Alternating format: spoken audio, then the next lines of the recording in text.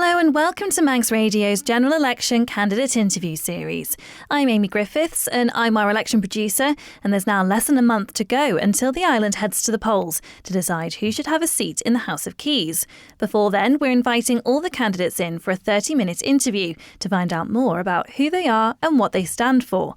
Today I'm speaking to Andy Saunders, who's an independent candidate standing in Douglas East. He's a business owner and also a member of the Licensed Victuallers Association, and this is his first time standing in a general election. So, Andy, welcome. I guess, first of all, start by telling me a little bit about yourself. Who are you? Well, firstly, thank you very much for having me.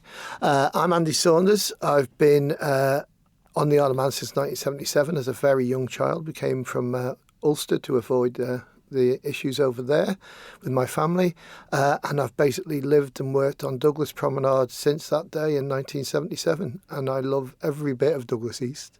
I now live on Upper Dukes Road. I continue to work every day in Douglas. I also do a lot of work for events and so on around Douglas, and I've been involved with the Man-Made Festival, things like that. So that's where I've sort of come from. Douglas East is where I've spent all my life, really. And why do you want to stand for election to the House of Keys? Well, the first thing that came about was when I was speaking to my son about housing and so on, a good few years ago now. And the story, he said to me, Dad, I don't want to talk about this anymore. I doubt I'm ever going to own a home on the island. And that really hit hard with me. And that sort of made me a more politically active kind of person, and considering what's going on the island and things like that. The other thing is, obviously, I am a small businessman. I've been a campaigner for small business and in particular licensed trade, but all small retail businesses on the island for some considerable time. And also I do a little bit of mental health campaigning as well. And why would you want to jump straight in at a national level and not at a local level to start off with?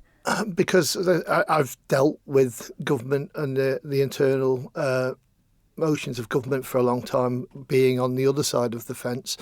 I think this is where I could really make a change to the Isle of Man rather than on the smaller level at Douglas Borough Council at the moment. And of course, with your many hats, you deal with government in various forms. But how much do you know about the Manx political system and how it actually works? I mean, have you been to sittings of the House of Keys or Tynwald, for example? Yes, I've often been in the House of Keys. I've often been stood outside with a placard. So I am fairly aware of how the system works. I'm fairly aware of the limitations that it appears to have sometimes, and the different ways that we'll have to work to try and make changes to that government, which is really a key part of my policy, is a refocusing of our government structures. And you, as you say, are a business owner in the constituency. So would you be balancing running your business with being an MHK at the same time? How do you envision that working? Well, one of the good things that I've always had is a really strong team behind me in Quidzin. To allow me to do all of the other things that I've done. I've always had a strong team, and that's one of the things that I think is good, to be able to build strong teams. So while I will still be in Quidzin most days, I would suspect in the evenings and so on, just making sure the music and events are going along okay, I will be focusing mainly on Douglas East. And what has been your experience of running a business in Douglas? I mean, how long has Quidzin been operating for now? I've been running for 33 years in Quidzin. I've also been working for 4 years in event management. So I see a lot of things. It's been a very successful period in the career. We had some wonderful times on the Isle of Man, and for various reasons, mainly global. We're in a difficult period for all small businesses now, and that's kind of one of the focuses. And we've got to get it right to keep our core small business owners happy, because they generate probably 80% of our income on the Isle of Man from small business. And what are some of those challenges the small businesses particularly are facing on the Isle of Man? There's small businesses face these challenges everywhere, particularly on the Isle of Man: energy costs, employment costs, and rental issues and so on in a lot of the places. The high cost of renting in Douglas East in particular is a major issue for small business. And what kind of things do you think would fix or at least go some way to help easing some of those challenges? Well, the best thing we can do as a government is try and stay out of small businesses' way. There's an awful lot of legislation and so on that comes into place. I think there's far too much legislation on small businesses that really make it difficult, and really try to help these businesses flourish rather than putting hurdles in the way. Huge thing we can look at is, especially in the hospitality industry and Douglas East in particular, because we're very much a visitor area and a hotel accommodation area, is trying to get as many people onto the island as often as possible. And the big option for that is the cost of steam packet tickets. And how do you go and address that? And how do you make the Isle of Man shine as a visitor option? Well, I think the Isle of Man's shining. Look at the weather we've had. The Isle of Man shines by itself. When we get visitors here, it's very rare that they don't have a great time and they don't come back. I think one of the huge hurdles is the cost of getting onto the island. Now, I don't think that's a steam packet problem. I think that's a mandate to the steam packet problem. I think the steam packet has done an excellent job on working to what its shareholder wants, which is to generate income. It does the job very well. Now, I think there's a way to help the island is to refocus that and say, instead of making direct income for Treasury, to get as many people onto the island as soon as possible and to get them as often as possible, which means a change in the direction of the steam packet, which I'm sure their company could do, and to make sure that we get as many visitors as possible onto the island. As I said, once we succeed in getting people, they're almost certainly going to return to see us. But then I suppose the other counter-argument that often comes up is that, okay, you get the visitors here and it's great, but then also what is there for them to do, and how well are we maintaining the attractions as well for them to come and see? There's certainly work that could be done on improving our coastal paths and things like that. I think there's a little bit. It's just frontline services have taken the most hit. That's when we see we spend an awful lot in our government, and yet the frontline services aren't there in every form. And I'm talking about education and education and business growth in DOI and so on. All of the frontline services are the ones that hit. When I walk around Douglas East, the biggest complaint from the majority of the constituents about the area is the fact that trees haven't been cut, that pavements aren't kept tidy, that roads are potholed. These are very simple issues if we get a decent frontline service back in place on the island. And if we're going back to being a business owner, one of the topics that you've been quite vocal on in the past is that of the VAT thresholds for particularly hospitality businesses. So just remind us of what some of your issues with that are, or your concerns. To speak about VAT is not a prime concern of mine. I understand the situation we're in. I do think that it's a hugely important thing that should be addressed. I don't know that our government have the mechanisms to do it. I believe they could do, but in my case, that's an LVA policy rather than a direct Andy Saunders policy. Okay, I understand. And though another one then is the topic of minimum wage. So that was something that has this current administration has been trying to push through to make it in line with the living wage. The plans were ultimately scrapped to bring it to that level after a lot of backlash from the business community. And you were one of the ones who raised a number of concerns about the way in which it was being implemented. Well, the big argument from the business's point of view is that, firstly, most of the businesses on the Isle of Man don't pay minimum wage, but when you do have a huge increase in minimum wage, it drives all wages upwards. I don't think there's many people in my industry that are paying minimum wage anymore. I certainly haven't paid it in fact, I've never paid minimum wage going back all through the years. I used to pay living wage, but the actual turnarounds in the business community now make that almost unviable, certainly for small businesses. The focus really is take-home pay, and that's where we fought very hard about, because the issue is that our government takes too much money out of our people's wages packets. It's not poor pay, it's the fact that if you take our national insurance levels and our taxation levels and so on, yes, we've had an increase now, but we're still not well off compared to other jurisdictions in the area. But arguably, if you are increasing wages just generally, I mean, I can understand what you're saying about taxation, but actually the increase of wages will give people the money that they need in their pocket to go out and spend it in the community and so then that generates the income and the footfall that the businesses need to then be able to pay those wages. So you can see what I'm saying about it being I know full exactly what you're circle. saying. We're talking about, and that's, yes, in the past, we were always supported in the LVA of increases in minimum wage. The growth in minimum wage, though, has far outstripped the growth in any other area. And the people that make an awful lot of the benefit of the minimum wage is the Isle of Man Treasury. So they get a large lump sum in national insurance, they get a large lump sum extra in employers' national insurance, and they're getting pushing a large number of people into higher tax brackets.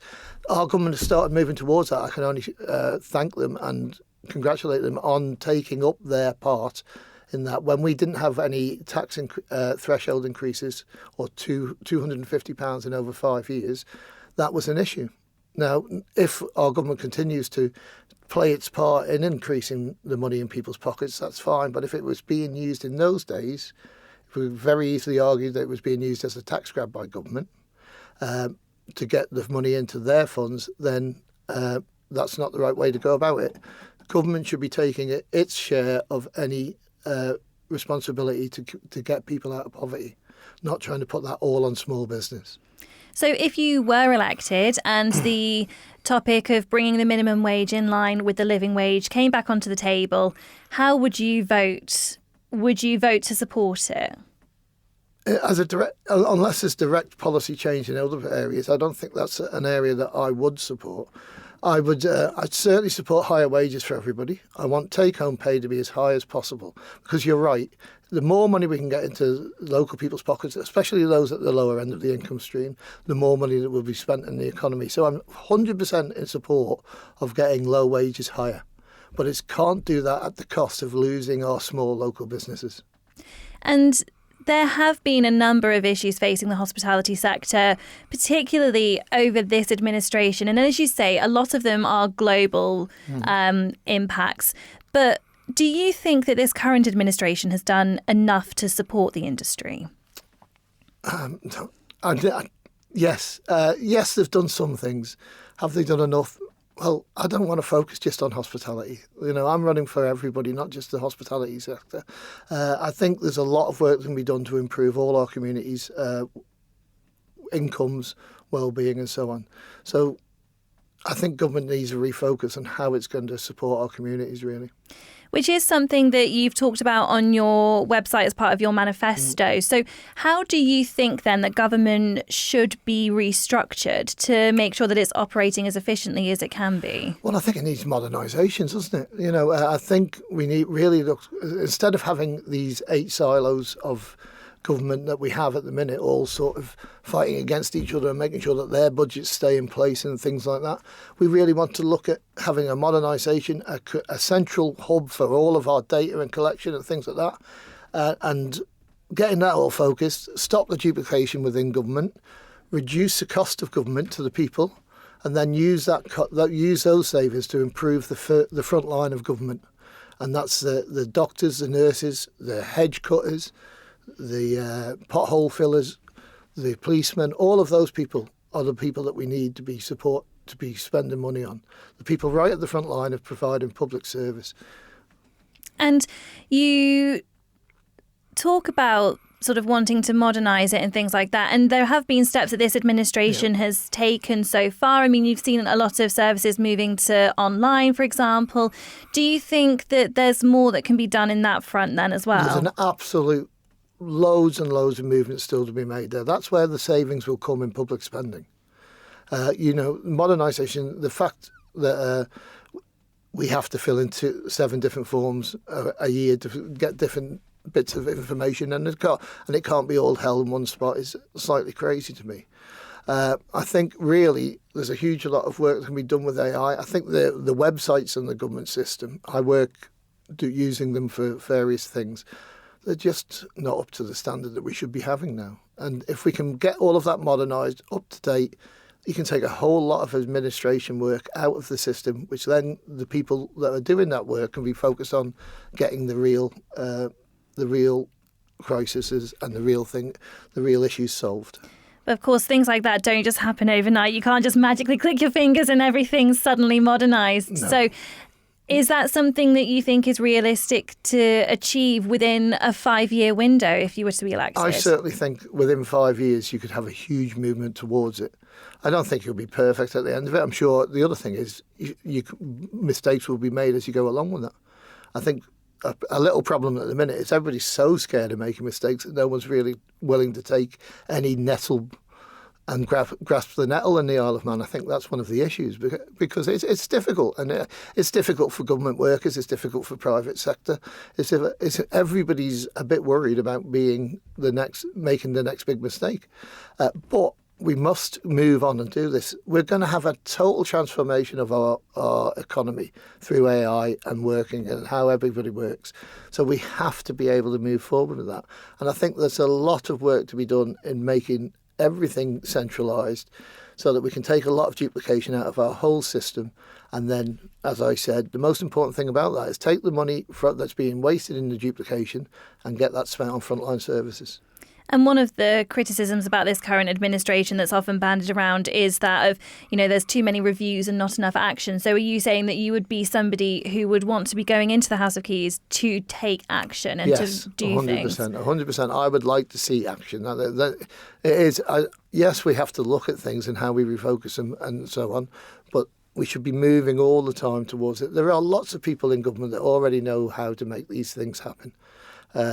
There are lots of very technically orientated people in the government working well, and they could bring these systems forward. We'll need legislation, I assume, to get through some of the difficulties of data protection and so on to make sure that everything is being done right. But that's something that can be worked on quickly, should be a priority, should absolutely be a priority of this administration to refocus our spending as soon as we can, which means making reductions and making this work so we get a refocused government as soon as possible. And you talk about, refocusing government spending. So where is it currently going wrong then?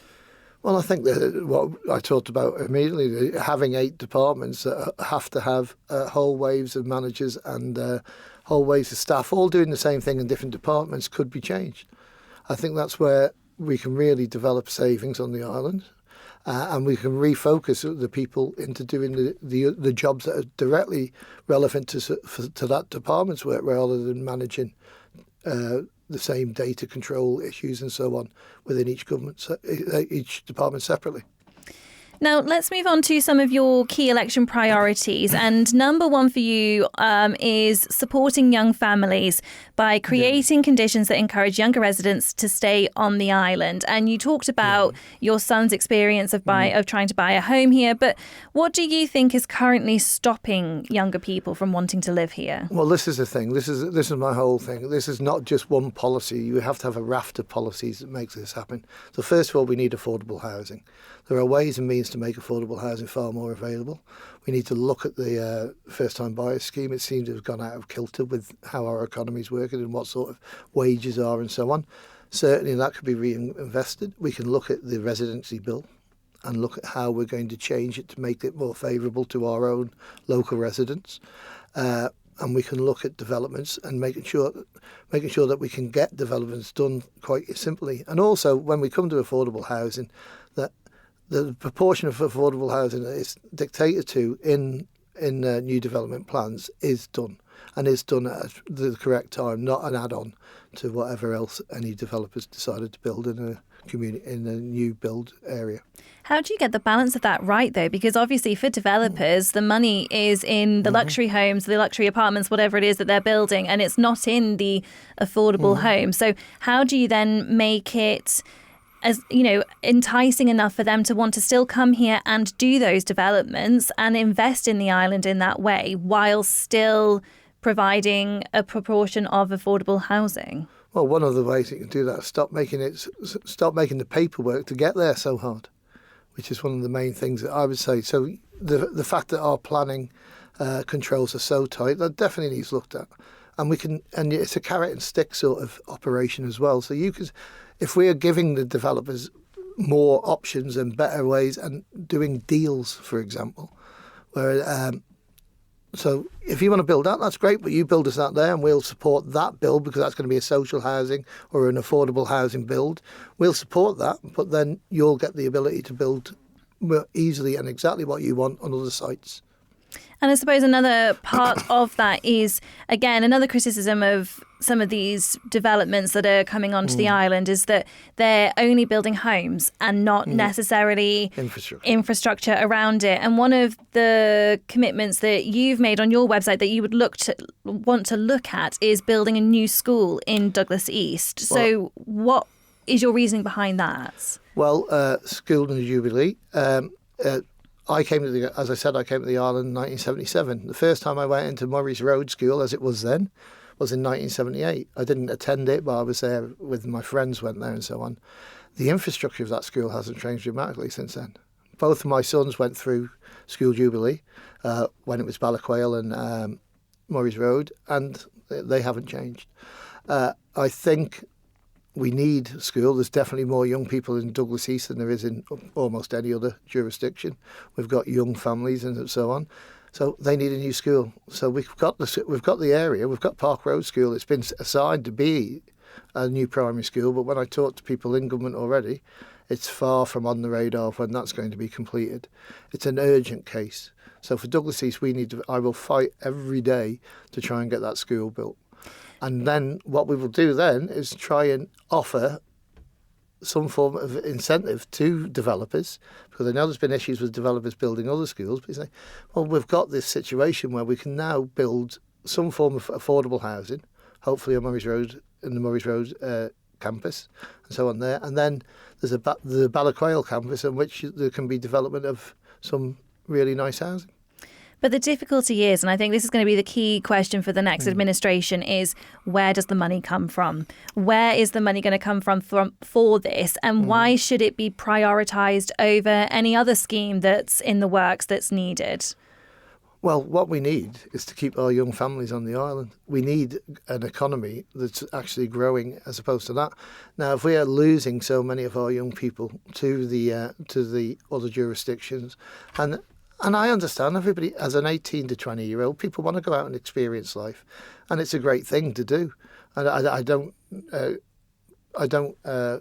criticise anyone that chooses to go off and have a bit of life and find out a bit more about the world. But I do think that a lot of those people would come back to the Isle of Man with a better situation around job security, around education, around being able to afford a home, because it's the most wonderful place in the world to live, especially if you've got young children and so on.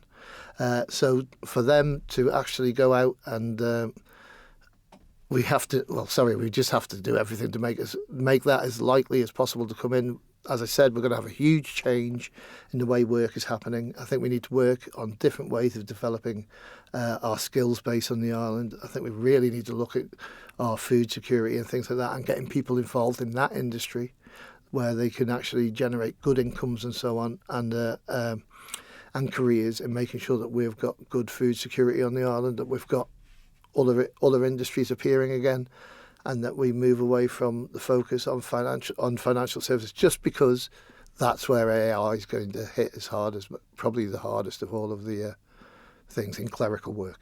But again, where does the money come from? Well, the money comes from reductions in other areas, and then creating new job lines and so on, and new economies.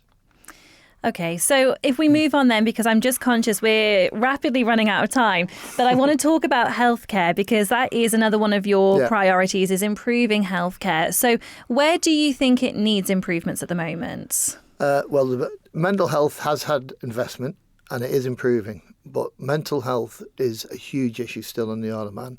I campaigned since 2019 on anti-suicide and suicide prevention. We're not seeing great improvements in that area. And mental health has a huge effect on physical health as well. So if we can get early intervention in that area and early intervention in physical health areas, then we can really get better improvements. Now, we're going to have benefits again, modernisation and AI and so on. And also we look at where we're duplicating things. I've talked to many, many people in the healthcare industry, and there is obvious duplication, and there are obviously issues with the situation we have at the moment. Now, I don't believe Manx Care is doing a bad job. I don't believe the Department of Health are doing a bad job. But there are issues within the interaction between those two areas where we can make obvious savings and make improvements in the services because of those interactions being repaired. And there is obviously a review at the moment of Manx Care and how it's working. Do you think it's currently working as an arm's length organisation, or do you think it should be back under the government umbrella? I can't really say that. I agreed with the principle of Manx Care when it first came along. I don't see the operation being perfect yet. Now, whether that ends up as being we have to improve Manx Care and do it right, or we have to change back to a system, I'm not ready to make that decision yet. I need more information on that. However, what I would say is there is definitely areas of improvement in our overall health service that we can make quite quickly. And with Manx Care, there's this age-old battle, really, between whether or not it's over budget or underfunded. What's your take on that? I think I think there's a little bit of everything in there, isn't there? Really, you know what I mean. Really, we're talking about. Of course, there's probably wastage going on in there and so on. So if we can get that right, and we get and duplication and so on, if we can get that down, then that will save. So you need a bit of both. So yes, more money. It's always going to need it. Healthcare is always going to need more money because the cost of everything goes up, and the need for more nurses, especially if we want to get our priorities right and get people seen as quick as possible. We need to have the people there. So that's fine. But at the same time, we need to make sure that we're procuring and that we're managing and all of the other backgrounds stuff that makes a healthcare service work is being done to the best of our ability.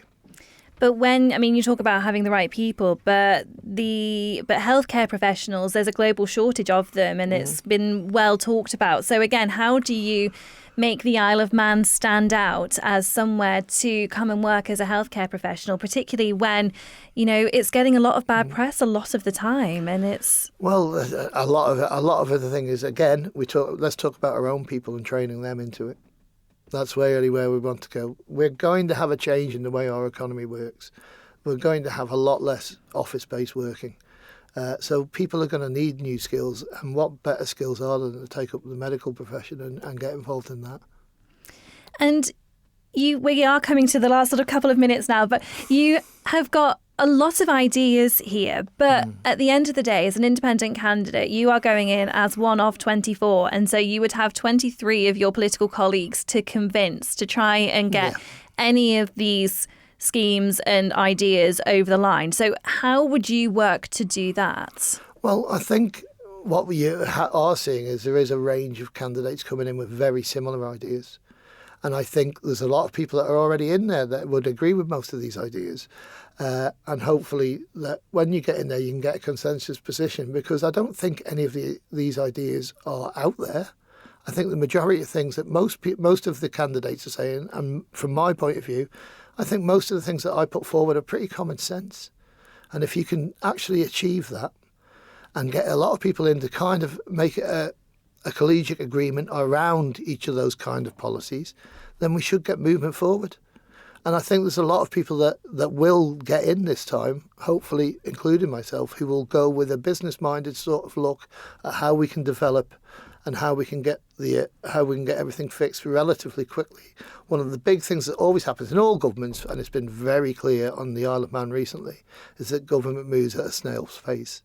And that's something that we have to do. I think we go back to 2021 when the LVA were calling for the government to start to act more like a business and to move at the speed of business because we needed it. Now we have about 30 seconds left. So very quickly, what is the key thing that you want voters in Douglas East to know about you? The key thing about me is I'm not here as a one-trick pony. I'm not here to talk about hospitality. I'm here because I really, really love the Isle of Man, and I'm driven to make the business sectors and our families and all of the people of the Isle of Man absolutely the focus of my thing. I'll say it again. If I make a decision, it will be simply built around this principle. Is this good for the island? Is this good for Manx residents? That was Andy Saunders, who's standing for election in Douglas East. Also standing in the constituency are Clare Barber, Joney Faragher, Andrew Forster and Dave Mackey. You can listen back to this interview, along with all the others recorded as part of this series, shortly after broadcast from your usual podcast provider. And if you want to find out more about the general election on Thursday the 24th of September, we've got everything you need to know on our dedicated election website, which you can find at manxradio.com.